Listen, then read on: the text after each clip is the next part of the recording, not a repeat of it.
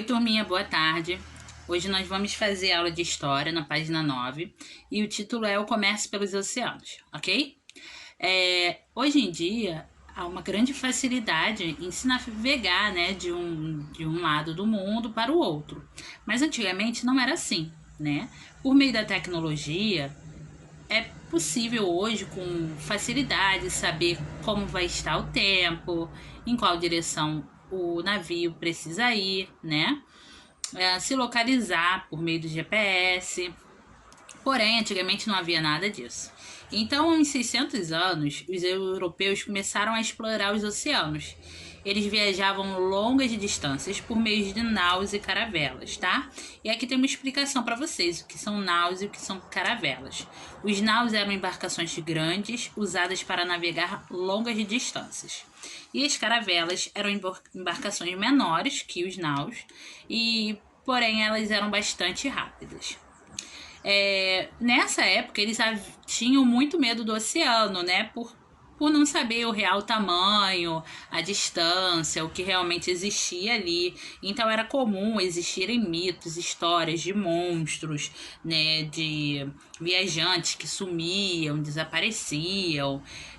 Porque na realidade não havia uma comunicação como se tem hoje. Então, quando um navio ia e se perdia, como por exemplo foi o caso dos portugueses ao chegarem ao Brasil em 1500, eles pretendiam ir às Índias, né?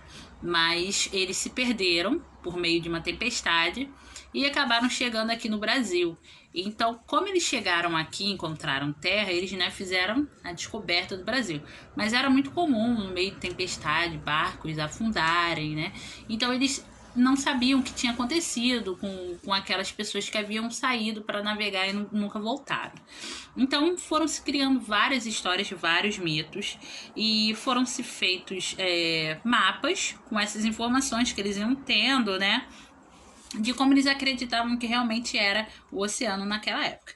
Então a gente pode ver aqui na página 9 um mapa que foi feito em 1572 por um sueco, Olaus Magnus, né? E ele colocou aqui o que eles acreditavam que era naquela época, como que era, né? Então você pode perceber aí que há vários monstros no meio do mapa, né? A Irlanda ali, alguns pedaços de terra, ilhas que eles iam encontrando. Então eles meio que iam tentando se situar por meio desses mapas, né? Então, isso demonstra que era muito difícil essa viagem que eles tinham que fazer para poder comercializar, fazer trocas, compras. E por que eles faziam isso? Eles iam principalmente em busca de mercadorias que eles não tinham ali na região deles.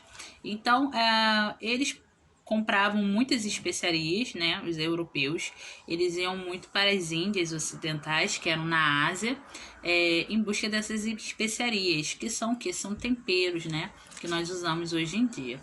As porcelanas e os tecidos de seda produzidos na China e no Japão também atraíam esses viajantes. E todos esses produtos eram comercializados nas cidades europeias. Então eles navegavam até lá, compravam e depois eles comercializavam lá na Europa. Mas para isso eles tinham que passar por toda essa aventura, né, que era navegar naquela época. Então aqui nós temos alguns exemplos de especiarias na página 10. Por exemplo, a canela, a pimenta, noz moscada, cravo da Índia, o gengibre, que eram uma das mais procuradas na Índia, né? E nos dias de hoje, o açafrão ainda é uma das especiarias mais caras do mundo.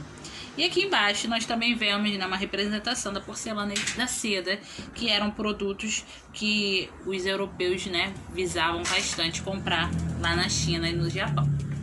Então, sabendo disso, vocês vão fazer os exercícios da página 11 e você vai fazer tudo isso no caderno de história, ok? Tá pedindo para você perguntar para um familiar qual tipo de especiaria, né, qual tipo de tempero que ele usa, se ele usa um desses ali da página 10, e para você escrever uma receita, né, que a sua família usa aí essa mercadoria, tá bom? Então façam a atividade e às 2 horas a aula da tia Shirley. Um beijo, crianças!